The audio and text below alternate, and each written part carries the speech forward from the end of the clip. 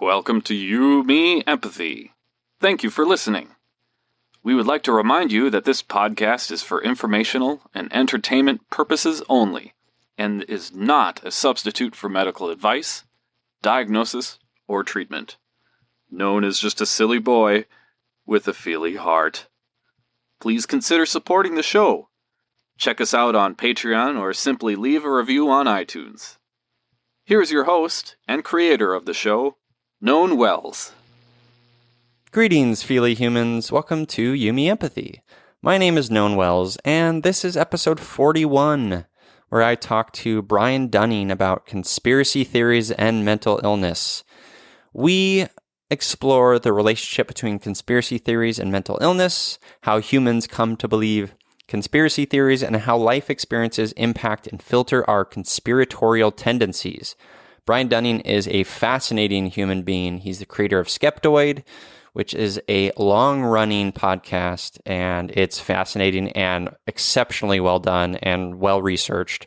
Brian is an amazing mind, and I was just very grateful to have him on the show talking about things that he knows so much about, which are conspiracies. And he's written a book about it. It's called Conspiracies Declassified, and you should check it out. You should go pick it up. You should also subscribe to his podcast, Skeptoid. In this episode, we talk about how empathy fits into a skeptical worldview and the relationship between conspiracy theories and mental illness, and how we find common ground with people who come from a conspiratorial place, and all sorts of things. It's really interesting and fascinating. Just so happy to have Brian Dunning on the show today, and I'm happy that you're here. I'm happy that you're listening, and if you haven't subscribed to the show in Apple Podcasts, please do, or Stitcher or Spotify. We're there too. And leave us a review on Apple Podcasts. That'd be great. A rating and review. I'll read it here on the show. Wouldn't that be splendid? Last thing I'll say is you probably can tell that the sound quality of this little intro isn't as good as the sound quality is normally. And that's because I'm in my new echoey little office at my new house. Woo! And it's not very set up yet. So that's why. But it will be in a few weeks probably. Hopefully. Unless I've died from bugs or snake bites. So I live in the country now. It's great.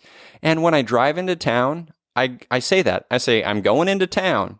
Also, I might start making moonshine. So that's a thing.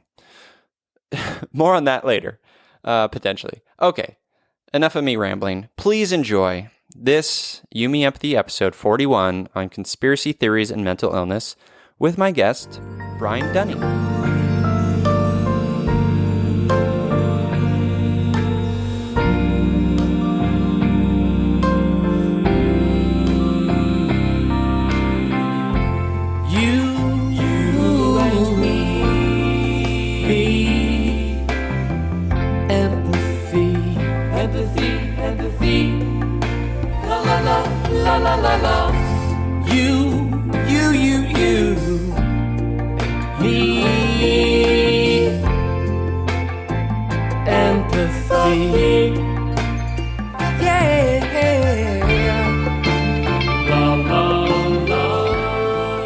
Welcome to You, Me, Empathy, a podcast about exploring the struggles we face in our day-to-day lives as humans trying to get by on this wondrous and overwhelming pale blue dot. The intent of You, Me, Empathy is to talk openly, without judgment, about our neuroses, our mental illnesses, our shared anxieties and worries, to create a dialogue that is vulnerable and deeply human and empathetic, and to share that dialogue with others to inspire emotional and cognitive collaboration and insight so we can, hand in hand, break down the stigma that make us feel shame and guilt for struggling, for feeling our feelings, for being human. You, Me, Empathy is a safe, friendly space designed to inspire the beauty in each of us. Today, I am eager to explore conspiracy theories and mental health with science writer, documentary filmmaker, and Skeptoid creator Brian Dunning. Hello, Brian. Hello. How are you? To be here. I am wonderful. How are you? I'm doing very well, thanks. Thanks for being on You, Me, Empathy. I would be nowhere else right now. This is true. Because wherever I am, I'm sitting at my desk, so I'm virtual. That's right. That's right. Same with me. I'm right there with you. So for the listeners today, we're going to talk about Brian has this tremendous knowledge and background in skepticism and science and conspiracy theories, and he has written a book on such topic, conspiracy theories. And but before we do that, as we always do, we're going to kick off the show talking about just how we're doing, just a little emotional check-in. So, Brian, how are you doing today? How has your week been? Well, my wife is out of town this week, so whenever that happens, I become a hermit. I go up to my office and close the door, and I guess I don't need to close the door. There's nobody here, but I just get a tremendous amount of work done. So it's kind of the it's that time when you should be relaxing and taking the time for yourself and doing something that so many of us do exactly as I do, which is we go and hide and try and get caught up on work. But, such is life. Yeah, I relate to that immensely. A little bit of that, it's exciting, but some of the sort of personal self-care kind of goes out the window. I wasn't going to go into the personal self-care aspect of it, but yeah. Well, I mean, I guess I should just speak for me. I know that, I've been in that position where I have lots of projects going on. I'm excited about those projects. And if I have the space to just do all of that and I sort of buckle down and I do it, and then I forget to eat or, maybe even step outside. Yeah, you step everything up to a whole other level of efficiency. It's like, okay, laundry has to be done at some point this week, and the kitchen needs to be done at some point this week. So I'll optimize everything so that, I just get through all of my clothes before doing the laundry, and I will wait till there are no more clean dishes before I run the dishwasher. It's just Nice. trying to minimize the amount of unnecessary work, since there's nobody else around that needs to be, you don't need to keep the place nice for anyone else. I love it. And times that everything's going to be perfect when my wife gets back home next week. Excellent.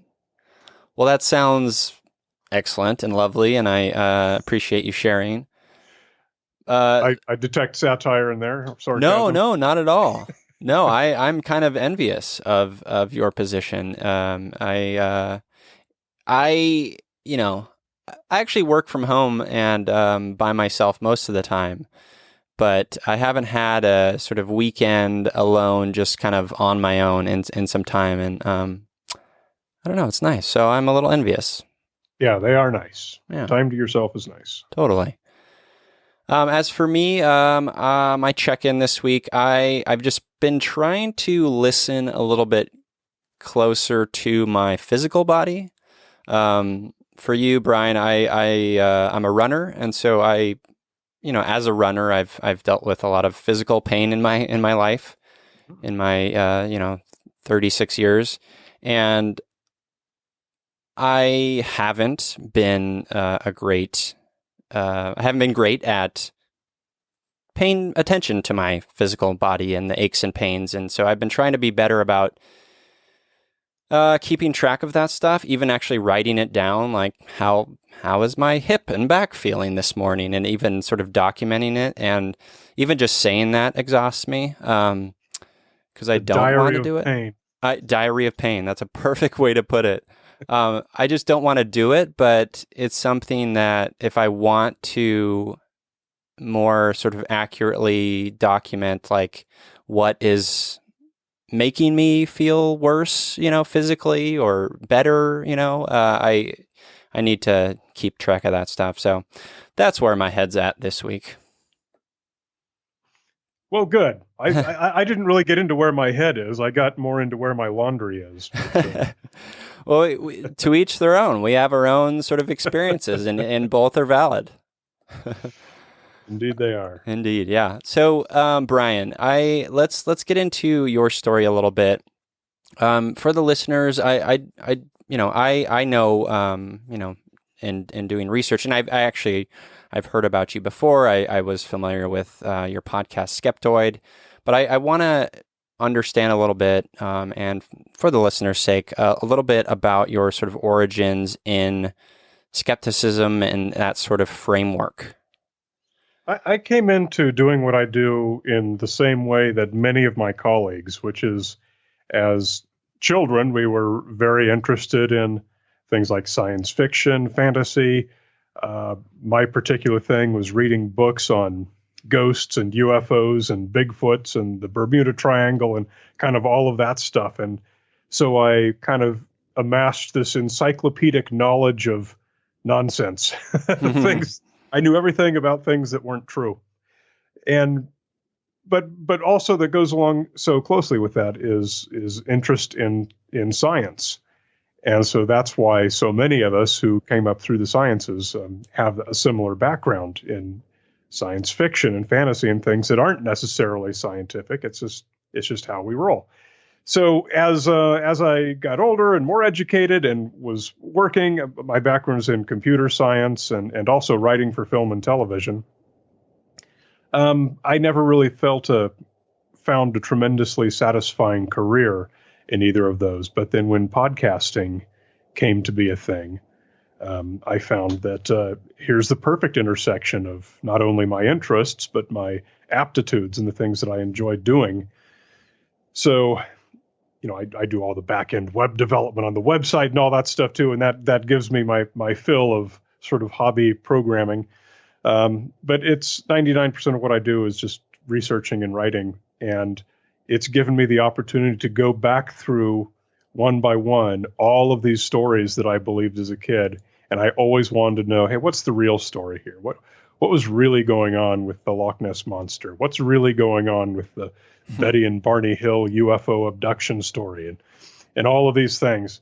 And I got to check them all off the list one by one, and after 11 years of doing that, I'm 630 something episodes into the show, and the surprising part is I'm not coming anywhere near running out of subjects.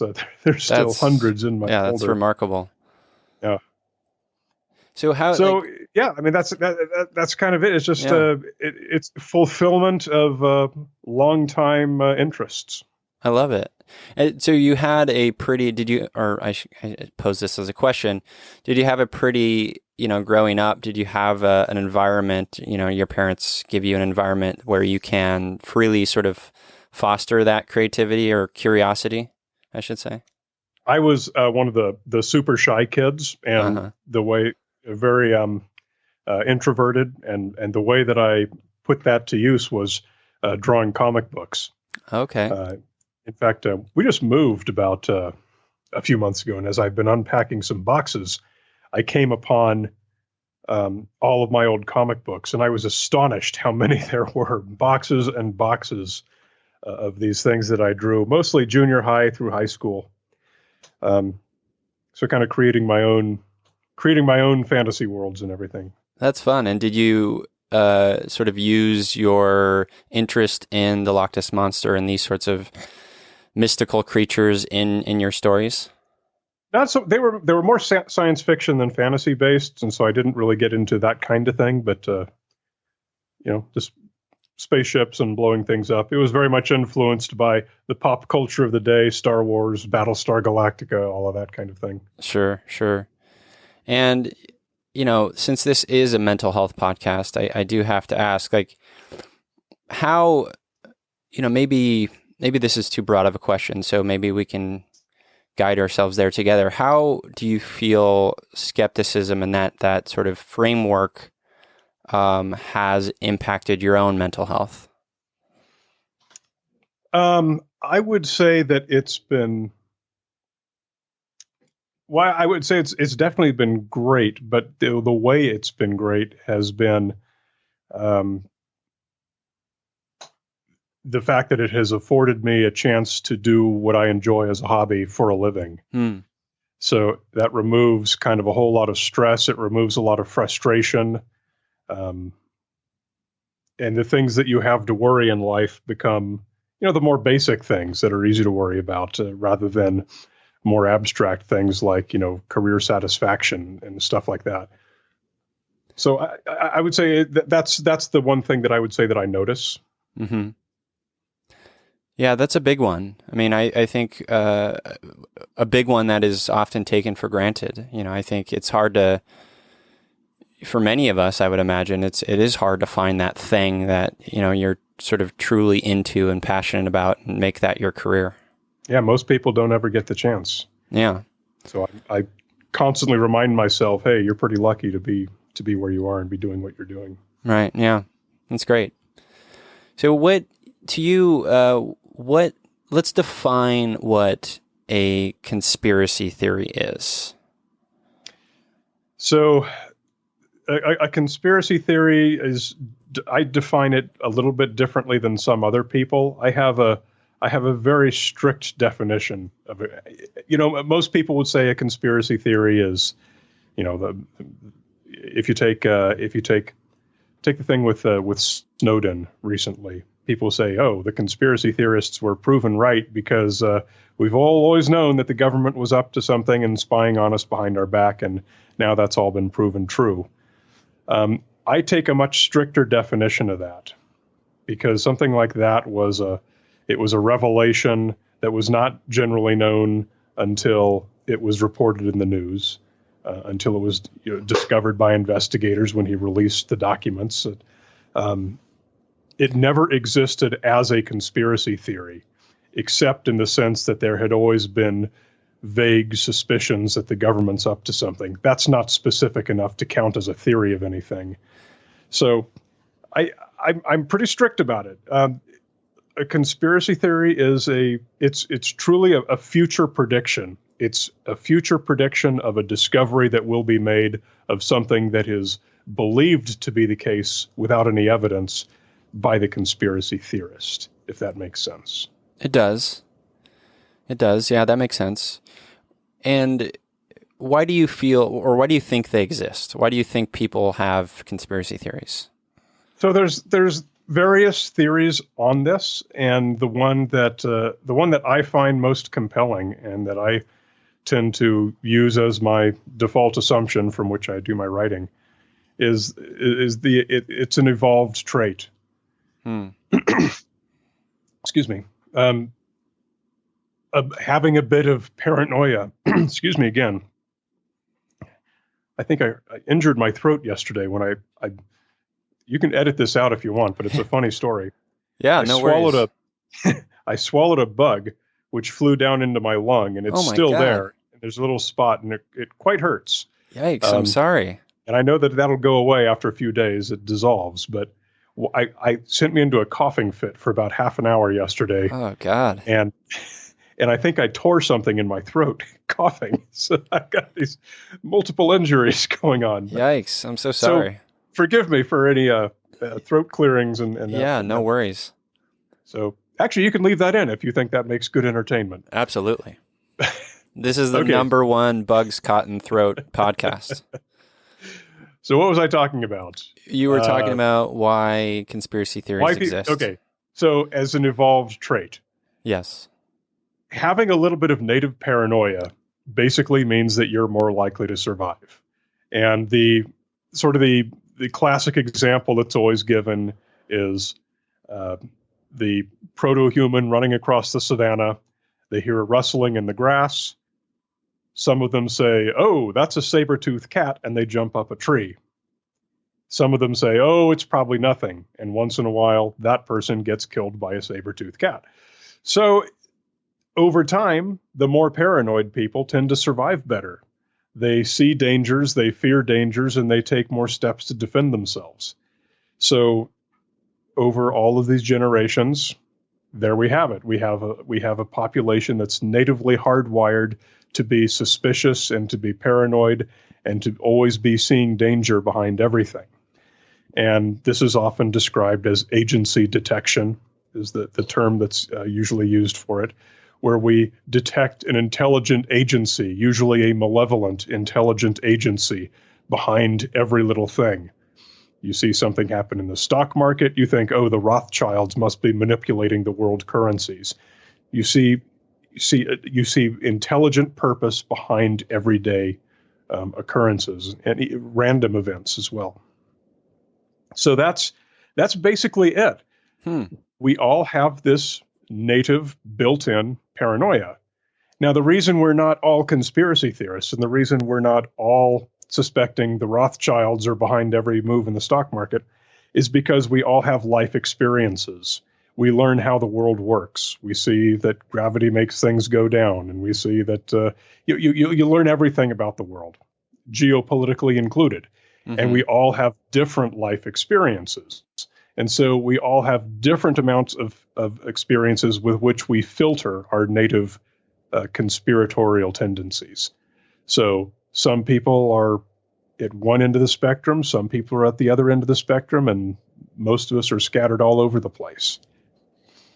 That's interesting. Is a part of it the fact that, back when we were cavemen, there were far more maybe potential dangers, whereas today in modern society there are far fewer, and so we still have this innate drive to this innate part of us, and we maybe just want to make stuff up. Does that make sense? Well, you see the amount of time that there has been for since we became an industrialized civilization, it's relatively few generations, and not enough that I think we would expect to see any new evolved traits. Sure. Right now, we don't have a situation in the world where people who think a certain way are more likely to die than others, because pretty much everyone, we have hospitals and pretty much everyone has a similar life expectancy, but we don't have different ways of thinking resulting in different lifespans, average lifespans. And so we don't really have the evolutionary pressures on us anymore. So I think we're pretty much stuck with what we have, with what we got over those hundreds of thousands of generations to begin with. I see. I was doing some digging before this recording, and I came upon an article in Psychology Today talking about conspiracy theories and within the context of mental illness. And there were three things that they sort of posited as why they exist, and I'm just going to list them here because I found them interesting. One is the desire for understanding and certainty. Two is the desire for control and security. And three is the desire to maintain a positive self-image, like you're the owner of like privileged information. Mm-hmm. And I find that very fascinating. Oh, that very true, very true. If you go to YouTube and you start reading the comments of people on conspiracy theory videos, you can see that they believe that they have put themselves into a superior position by embracing these conspiracy theories. It's attractive to have sort of secret forbidden knowledge. And when you know all of the secrets of what's going on in the world, then you're in a better position to defend yourself from it. Right. There's power in that. Absolutely. Absolutely. Yeah, it's this topic of control and sort of wanting to maintain or control our environment comes up a lot on this show, because I think when it comes to mental health, there is so much nuance between individuals. There's so much complexity with the brain. There's still so much to learn within the medical community. And when you're struggling with mental illness, there's a desire to try to control your environment, and oftentimes, it stems in sort of different sort of more problematic situations like eating disorders or something. You're feeling out of control in certain areas, and certain eating disorders can stem. This is just an example out of I'm going to control the food I put in my body. I only bring that up because I had anorexia in my late teens, so I know that one was a control thing for me. But the idea that you want to control your environment when maybe it's a little harder than we think. Yeah, and it's a quick and easy way to do that. Believing in a conspiracy theory, passing on a YouTube video, it's in that sense, it's kind of instant gratification for, hey, now I know something that nobody else knows. Right. What kind of are you sort of privy to any of the research that's being done in the areas of conspiracy theories or thought pieces, maybe some of your own science writing that would sort of speak to this? Yeah, I mean, when I'm working on an episode of that, I tend to go and see what's the latest and greatest on that. Nothing at the moment. Do you have anything particular in mind you're thinking of? No, I was just curious.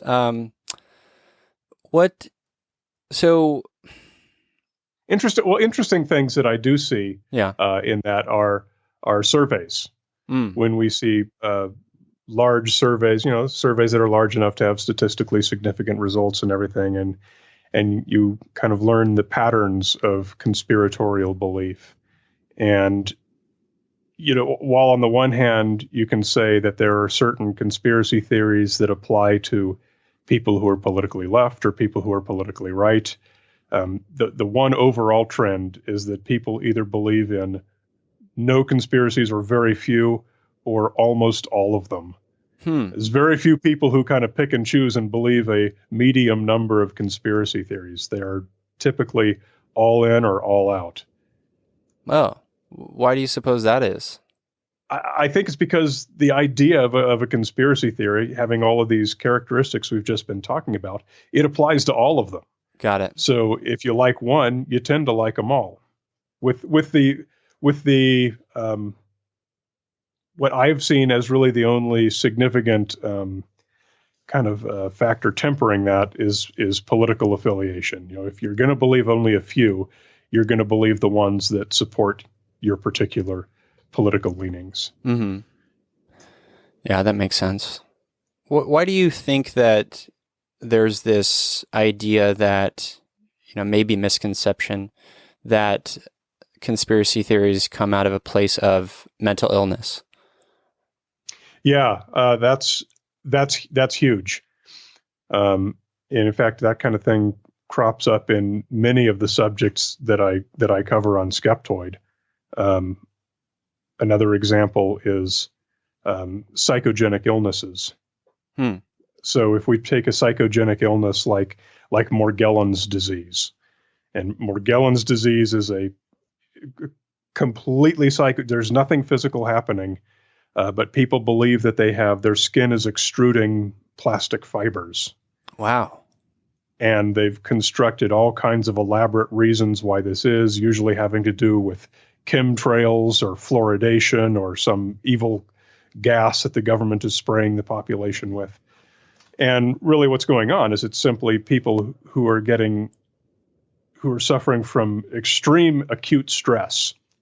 And as you probably know, one of the things that some people who are stressed do is they'll scratch themselves, and they'll scratch little scabs in their skin. Well, you lay down in bed with a fuzzy blanket with a scab, you're going to get fibers in it. And so all the fibers that people remove from these, and they send them to their doctor, or they post microscopic images, they're simple synthetic fibers found around the house. Now, when you try and tell people this, instead of hearing psychogenic illness and understanding what that means, they say, you're saying it's all in my head. You're saying I'm making the whole thing up. You're saying I'm crazy. And of course, that's not what we're saying at all with a psychogenic illness. These symptoms are absolutely real. All the things that acute stress can do to you physically are absolutely real. And the way to treat that is to treat the stress. You can't treat Morgellons disease because it doesn't exist, but you can treat the stress, which is the actual cause of it. And oftentimes that treating the stress requires cognitive behavioral therapy or medication. And as soon as you bring those up, then the patients turn you off. They say, you're calling me crazy. You're saying this is in my head. Kind of making this total straw man characterization of what they were just told.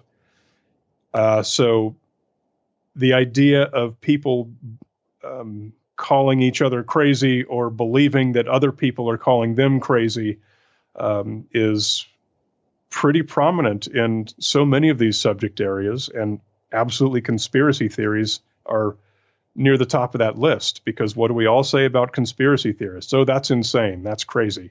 Right. You think that world leaders are actually reptilian beings wearing electronic disguises, which people do actually do believe. And that sounds insane and it sounds crazy. And so, yeah, we say that. Mm-hmm. But from everything else we've just been discussing, there is perfectly sound psychology behind the reason these beliefs exist. Holding these beliefs provides them with something that they need. Having the belief in the first place is the result, or may be the result, of absolutely normal brain functions following evolved behavior. There's nothing crazy about it. It's your brain working correctly, doing exactly what it's supposed to do. And it's just being tempered with different life experiences to give this person sort of this filtered worldview that they end up with. Got it. So what I'm hearing you say, part of it maybe has to do with how we, the words we use to describe these things. So it's not being very helpful on my end or the their end to use the word crazy or insane necessarily, and to try to more accurately define and describe and use the words to what's going on. Mm-hmm. Clearly, there is a point at which taking these things to too far of an extreme becomes a diagnosable and treatable condition. And, we still wouldn't use the word crazy because that, clinically that word is meaningless. It's not a word that's found in the DSM, Right. There's no such thing as crazy from when we're speaking scientifically. There's certainly mental illnesses.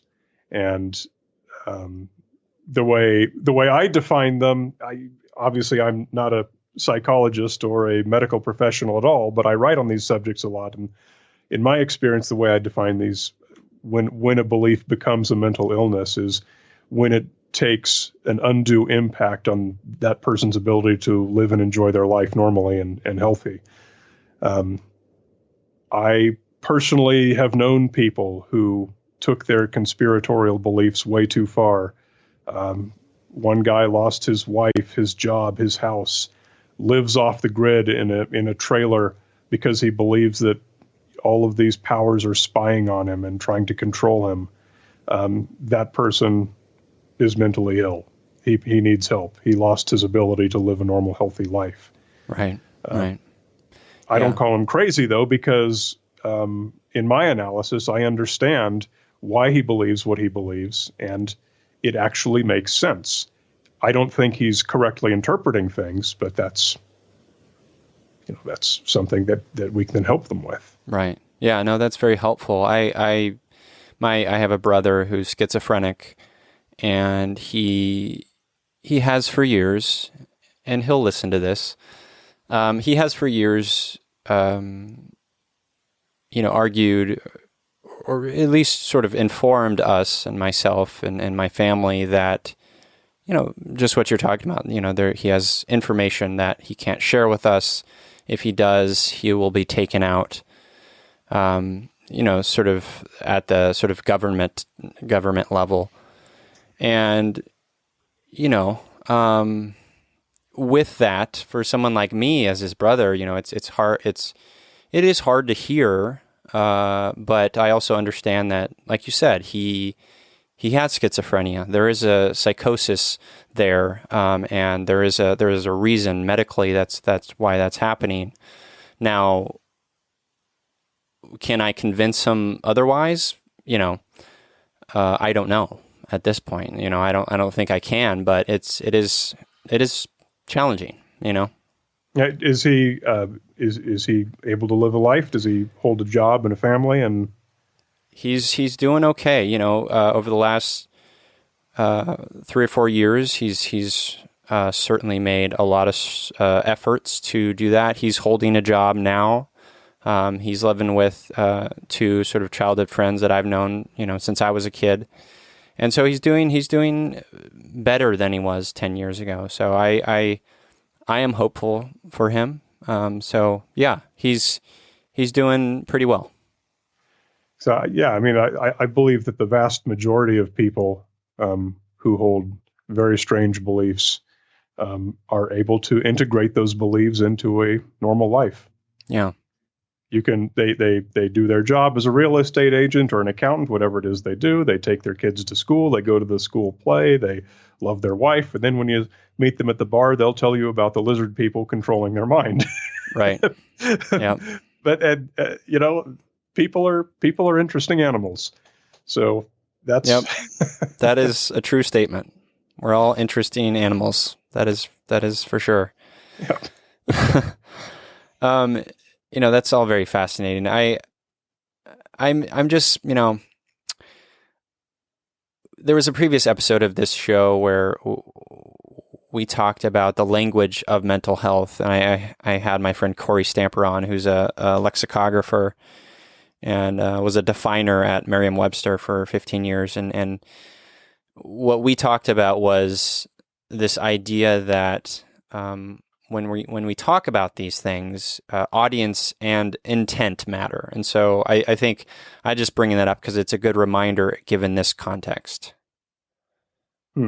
Just how we intent. Okay. Yeah, how we define things, and then when we're describing things or talking to someone about certain things, audience does matter, and intent matters.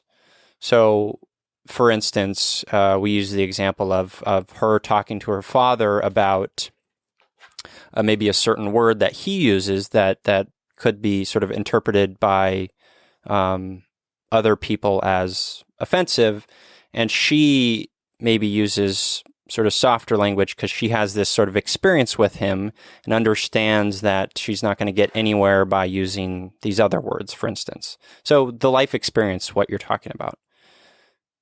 Does that make sense? Yeah, very much. Yeah. Where does, since this show is about empathy as well, where does empathy fit in with skepticism? For me, that is a super important component of what I try to do each week. The reputation that most people in skepticism, quote unquote, have is they're the cynics. They're the ones who just poo-poo on everyone, throw the wet blanket, rain on everyone's parade, have closed minds, etc. And in some cases, that's true. I certainly have colleagues who are science writers of one stripe or another, or even just bloggers, whatnot, who get into the whole skeptical thing by, just being negative and cynical about other people's beliefs. Yeah. Even though they may be right in every case. If you're talking about people who believe that fluoridation is poisoning us, there's different ways you can address that. You can make fun of the people who are clearly ignoring very solid, very basic science, who are believing just the strangest things that have no conceivable empirical support. You can be cynical about it, or what I try to do is, yes, there's the whole debunking aspect, but where can we find a message that's positive and that's interesting and that everyone is going to learn something new and find something to appreciate in this subject? And in a case like that same example, fluoridation, we might go back into the history and look at how this whole thing with, it used to be called Texas teeth, was discovered, and kind of the whole detective story of what was causing people to have brown teeth and why did these people not get the same kind of infections that other people did.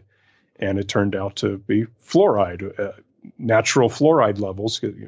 It's a misconception that fluoride is some evil chemical that we add to the water. Fluoride occurs naturally in the water. And that was a fascinating story. Yeah. And the reason that I would take that tact instead of the more cynical one, even though the more cynical one can be fun and it can be popular and it can be funny, the other tact is strongly tied to empathy, because I want everyone to enjoy my episode. So I have to start by empathizing with those who disagree with me. I have to try and see it from their perspective and try and think of something. What are the people who disagree with me the most going to want to hear? What can I tell them that they're going to appreciate? So it's super key to what I do. I love that. Yeah, in my experience, the more sort of direct, maybe cynical, as you put it, or aggressive tact, to me, it doesn't work as well. I think, many people, and I would call myself one of them, would react to a sort of tact like that in a way that, I kind of just want to shut down, and there's no sort of end game there.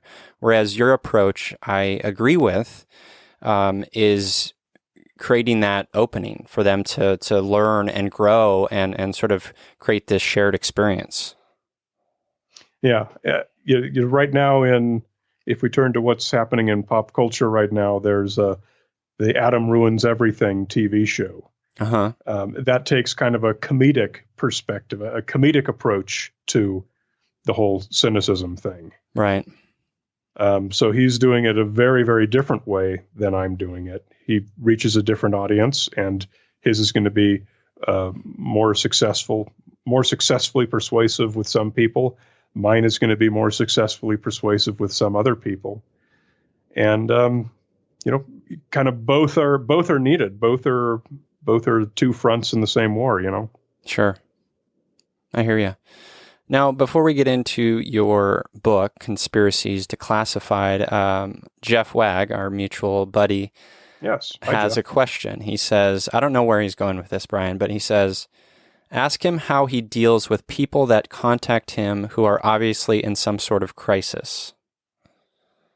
That does happen. It doesn't happen very often. Typically, when they're in a crisis, can I think of any specific examples? It's the typical one will be they're concerned about a loved one who is in a crisis. That's why they would come to me. They would say, "Hey, my mom believes in this strange thing. She's dying of cancer and she's trying to treat it with, healing crystals or something. What can I do to change her mind? How can I get her to actually go to the doctor?" That would be the typical case that I get.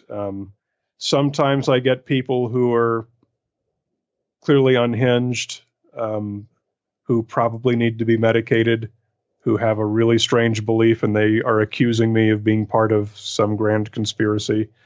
There's really very little that I can tell those people. I just kind of have to delete a lot of those emails.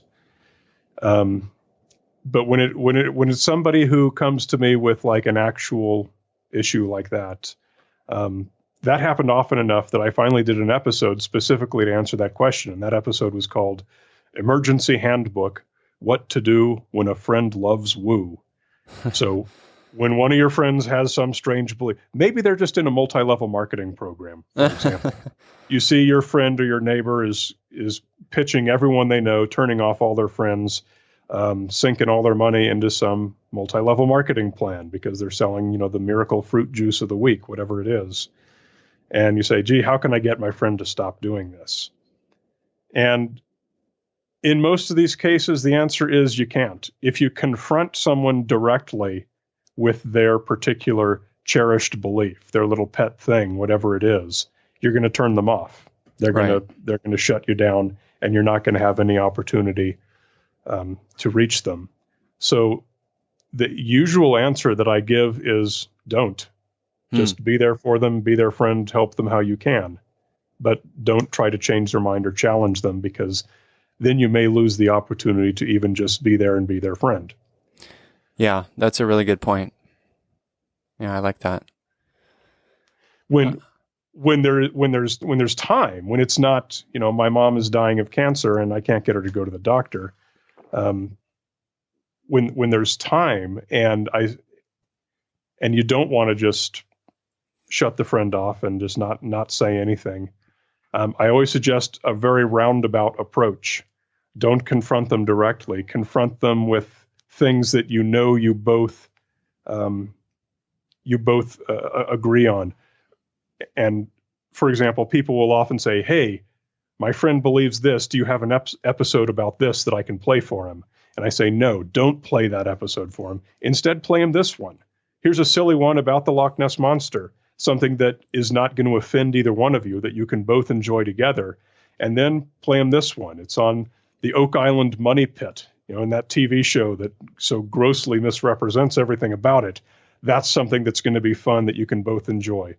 And then, let your friend come around on his own, starts enjoying these subjects, starts enjoying, wow, it's actually really cool if we can use scientific skepticism and critical thinking to solve these real mysteries. It's inevitable at that point that they're going to start questioning their own thing, their own strange belief. Yeah. It's a little bit of a longer game than we like sometimes. Absolutely. Or have the patience to. Yeah, we have to meet them a little bit where they are. Yeah.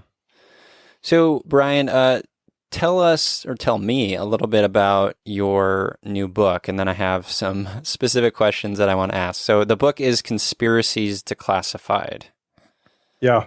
And I was talking about it on another podcast, and I realized I had been calling it Conspiracies Unlimited. I don't know where that came from, but it keeps getting stuck in my head. Conspiracies Declassified is the correct title of the book. And just for fun, it only came out on June 5th. And so just for fun, yesterday I went into a Barnes & Noble here in town to see, is it around? It wasn't in one of the giant pyramids right in the front of the store, so bummer on that. But I finally found it on the shelf, and they had 6 copies sitting there. So nice. It was brand new. It was pretty fun to see. That's a great moment. Yeah. First time I had seen more than one of my books in a bookstore. Excellent. Life win. Yes. Very much so. So I had a beer to celebrate. Actually, I had more than one, but we won't go into that. So yeah, about the book, it's essentially 50 conspiracy theories. And when I first began talking to the publisher, Adams Media, which is part of Simon & Schuster, they said, "Hey, we're doing this whole series. We got 50 of this, 50 of that, and we want to do 50 conspiracy theories."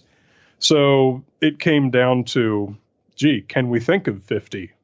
So I go, well, let's see. And I went to my database of the episodes that I've done, the podcast episodes that I've done, sorted it by the category conspiracy theories, and did an export, and there was something like 200. Wow. So paring it down to 50 turned out to be the task, not trying to find 50. And they added a few of their own that they wanted me to cover that I had not written about. They had, is Elvis still alive? Which I never covered because I thought it was so stupid. And then the other one was Tupac and Biggie, who shot who. Sure. I never covered that just because it's kind of a little bit outside my wheelhouse. But, yeah. So I did all of those, and it's organized into sections, conspiracy theories about who's secretly running the world, conspiracy theories about what sciences are being suppressed, conspiracy theories about that arise during wartime, Pearl Harbor and things like that. And then there's the perennially most requested, most favorite category of conspiracy theories, which, can you guess it? Category or like a specific one? Category. Oh. It's probably an unfair question. I'll tell you. It's conspiracy theories that were proven true. Oh, okay. Interesting. Everyone always asks me that. So that's really tough. And that's really tough because, as we talked about at the very top of the show, my definition of a conspiracy theory is a lot stricter than other people. So let me open to that section here. I'll give you one that is true, unequivocally. Okay. And that's the numbers stations. So numbers stations are, they were mostly a Cold War phenomenon. Some do still exist, but they're mostly a Cold War phenomenon. You take a shortwave radio, shortwave because it's something you can take your receiver anywhere in the world and you can generally pick up the same station. And you turn it to a certain channel at a certain time of day on a certain day of the week, and you will hear this broadcast. And the broadcast would consist of strings of numbers read out in blocks of 5 by an automated voice. And there were many, many, many number stations, and shortwave radio enthusiasts cataloged these, and there was all kinds of theories about what they meant. And the usual theory was, hey, these are probably governments giving instructions to their spies. And to me, that always sounded like a little bit of a tinfoil hattery kind of explanation. And there was other proposals like, hey, maybe these are oceanographic research buoys transmitting their data, or things like that that are more mundane and more realistic. Although I didn't think that a buoy would transmit its data via spoken letters or spoken numbers. But if we turn the clock back to September 11th, 2001, something happened just a few days after the Twin Towers fell down and the plane crashed into the Pentagon. And that's that an arrest was made in the State Department inside the Pentagon of a senior State Department official who was arrested for listening to numbers stations. She had been receiving a numbers station from Cuba. She was part of a spy ring. She was typing these numbers into a laptop computer, which was decrypting them. They were literally encrypted messages being sent out by governments to spies. And there have been many cases of spies being arrested around the world with evidence being introduced, their laptop computers, which had this decryption software on there, and records proving that they had been decrypting these broadcasts from numbers stations. A number of countries actually have laws making it illegal to listen to any of these radio stations. Now, that's the kind of law that is never enforced. It really just exists so you have something else to charge someone with when you arrest them for espionage. That's wild. So, yeah, that turned out to be a case where the conspiracy theories had it exactly right on. Wow. Can you give me an example of a conspiracy theory that you cover in the book that maybe people haven't heard of? That's tougher because the publisher wanted that we wanted to find popular ones that people would know, and people wanted to find, hey, what's really going on with this thing that I've heard? Gotcha. But nobody's going to know all 50 of them. So let me see. Let me run my eye down the list here. How about the Lucifer Project? I have no idea what that is. Okay, perfect. So, did you see 2001 and 2010, the movies? I saw 2001, A Space Odyssey? Yeah. And the sequel, 2010. I didn't see that one. What happened in that was that the monolith multiplied itself many, many times, covered up the surface of Jupiter, and insulated it and caused it to explode and go into fusion and become a new sun. And the moons became new little worlds around this little miniature sun. So the Lucifer Project, it was called Lucifer in the book. Arthur C. Clarke titled that new sun Lucifer. So in the real world, as you may know, we have sent nuclear-powered deep space probes out to the outer planets. And the reason we send nuclear-powered probes is because there's not enough sunlight for solar power to power the instruments on board the spacecraft. So we power them with what's called an RTG. It's called a radioisotope thermal generator. It's full of actual plutonium that just gets hot. And when you have the extreme cold of space and you have the extreme heat of plutonium, you've got this huge temperature differential, and there's a material called a thermocouple that converts that temperature differential into electricity. So you end up getting free electricity for decades from one of these RTGs, but they contain this fissile material. And we have real concerns about launching these, like what if the rocket explodes as it's getting launched? We don't want to spread a bunch of plutonium into our own atmosphere here. So there's always protesters and things whenever we launch an RTG-powered spacecraft.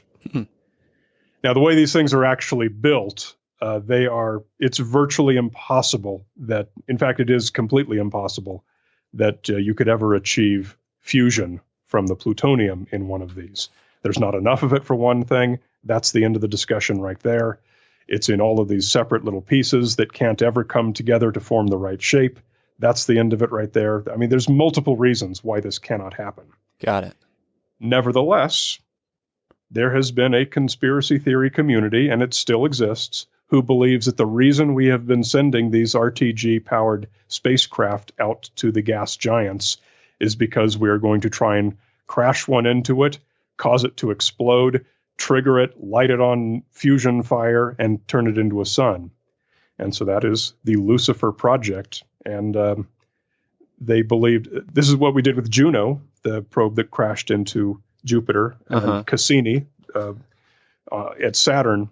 It was believed that both of these were efforts to turn these gas giants into suns. Wow. Who knew? Yeah.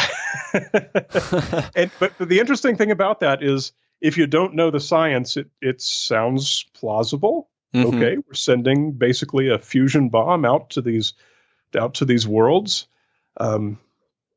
It sounds like it might be plausible, and it has that aspect that conspiracy theories, so many of them share, which is that the government is up to something, that's going to have a huge universal impact on mankind, and there's nothing we can do about it. Yeah. That's why I'd imagine there are many movies like that. Oh, it's a great story for a movie. It is. Capricorn 1, basically a movie about the moon hoax. Uh-huh. They just made it Mars and updated a few things, but it makes great science fiction. Did you see I was jokingly calling it the documentary, but it's a fictional film, Geostorm? No. It came out I think earlier this year or last year. It was very silly. It doesn't matter. No reason to talk about it. I was just curious. But it's one of those types of things. What's a conspiracy theory maybe we have heard of that has some interesting sort of contextual information, like a Loch Ness or something like that?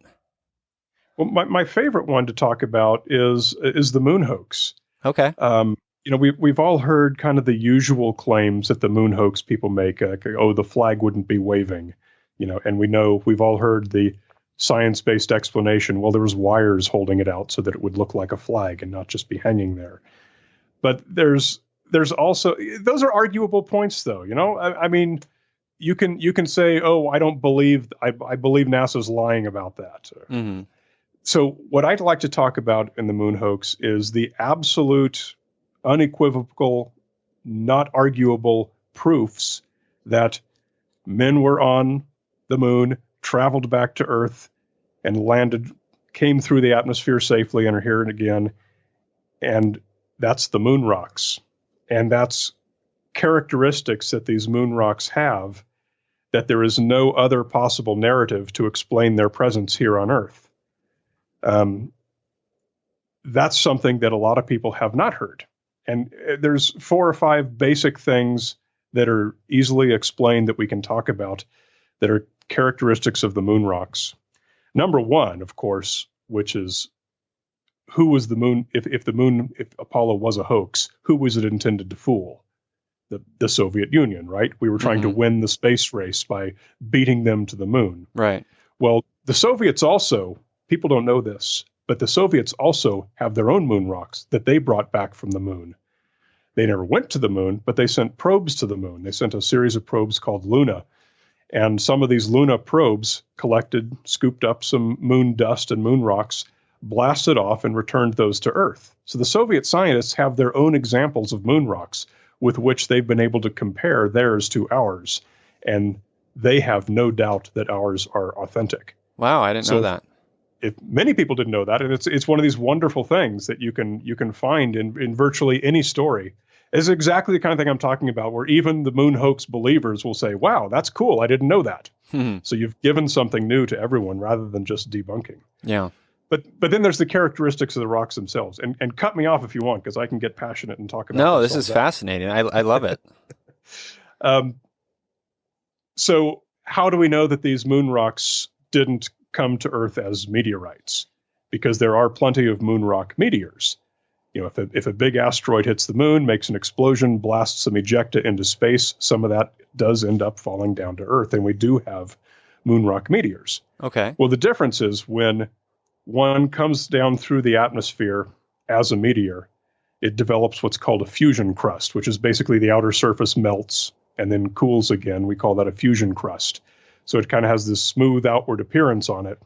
And you can see that if you compare one of the Apollo moon rocks with one of the an asteroid moon rock. Clearly very different. No debate to even be had there. So then people can say, okay, well, maybe they just took a meteorite and chipped away the fusion crust to expose the inner part, and maybe they're just saying that that's a moon rock. And we can prove that that's not the case, because the moon rocks on their outer surface are covered with something called zap pits. And these zap pits are basically tiny little microscopic craters. The biggest of them are about 1 millimeter. Now, to form a little crater in a moon rock, you have to shoot it with a piece of dust traveling about 80,000 kph. Wow. We don't have any technology on the Earth that can accelerate anything to 80,000 kph. People say, oh, what about a rail gun? You could make a little cartridge full of moon dust and shoot it at it with a rail gun. Rail guns don't even get a tenth that fast. So we have no technology to fake a zap pit, and yet the moon rocks are covered with them because they were actually on the surface of the moon getting hit by micrometeors. Right. They also have a variety of types of damage from cosmic rays. And that kind of damage cannot happen here on Earth because cosmic rays cannot penetrate the Earth's atmosphere. But on the moon, where there is no atmosphere protecting them, the cosmic rays are plentiful. And they cause crystalline damage to the crystal structures of some of the rocks. They also will strike the nucleus of an atom and create what we call cosmogenic nuclides, which are actual types of isotopes that we do not have any technology to create here on Earth. We can't do it with one of our particle accelerators because they don't reach energy levels nearly high enough. It's just going down this list. There's all of these really neat things to learn that prove the moon rocks are moon rocks. And they did not come through the atmosphere. They were brought down in a protected way, and they came from the surface of the moon and nowhere else. Wow. It's fascinating stuff. So has that knowledge and that sort of look at the moon rocks and that evidence, has that sort of dismayed some of the theorists about the moon?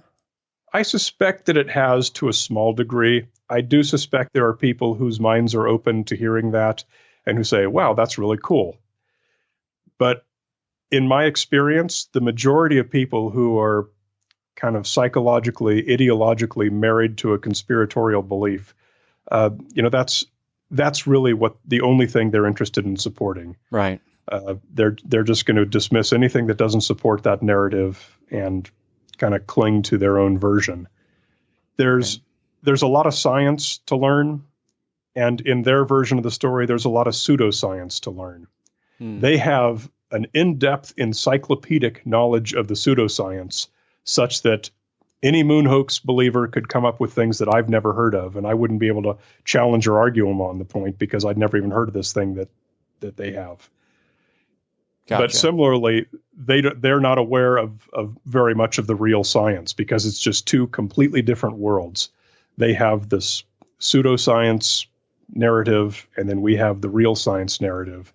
And they're just whole different sets of knowledge that there's just no crossover between them. Yeah. Very few people are fluent in both. Right. Yeah, it makes sense. As we said, that perspective, it gives them, holding on to that gives them, great power and privilege to have this information, even if it is pseudo information.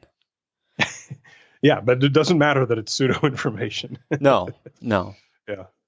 Well, the book right. sounds fascinating, and I'm excited to pick up a copy for myself. It is a lot of fun. Yeah. Conspiracies Declassified. Yeah. Bookstores near you. I'm excited. So we're going to start wrapping up the show. We always talk about empathy heroes. And so these are people, maybe it's a scientist that you love. Maybe it's a personal friend. Maybe it's I've used fictional characters, someone who is sort of a good empathic, empathetic human Do you want to name an empathy hero, Brian? Or do you want me to go first? Go first. I don't have one on the tip of my tongue. Sure. Yeah, no worries.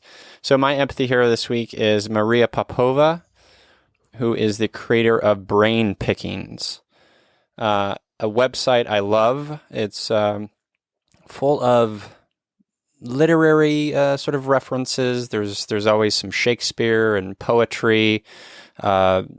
She sort of break down ideas through the lens of great thinkers, like writers, like philosophers, Descartes, Twain. She's just she's a book nerd like me, and I don't know. I love her website. She always sort of explores ideas of love and empathy and compassion, and I'm just a big fan. So if you guys aren't familiar with Maria Popova and Brain Pickings, I think the website's brainpickings.org, and it's fantastic. So go check that out.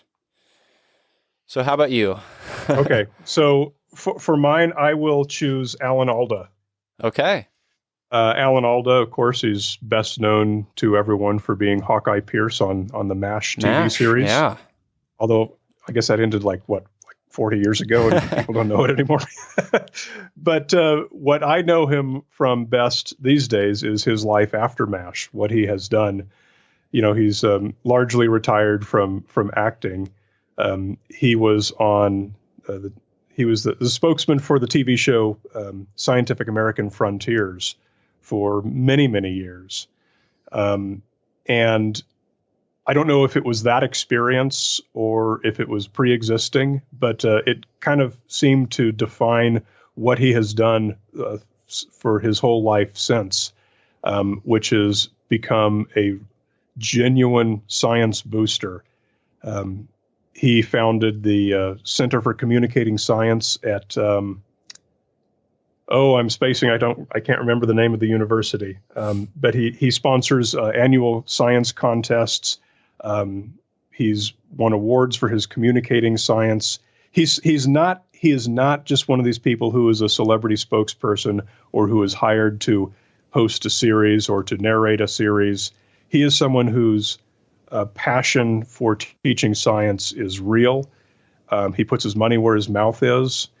And if you ever see him interviewed, he is just such a wonderful, kind, elegant gentleman. I think he's one of our best representatives for communicating science to the public. And I just love to see him get more and more attention. He's got a great Twitter feed. He's active on Twitter. So Excellent. Alan Alda is my guy. Wow, I did not know that about Alan Alda. That's refreshing. He's awesome. He is a legit dude. Awesome. Well, before we go, Brian, share with the listeners where they can listen to your podcast, connect with you, and buy your book. Yeah, so obviously I'm best known for the podcast Skeptoid, weekly since 2006. That's at skeptoid.com, wherever you get your podcasts. And the book, Conspiracies Declassified, is available wherever books are sold, Amazon.com, Barnes & Noble. Any bookstore should either have it or can order it. I hope you enjoy both. They will. Well, thanks.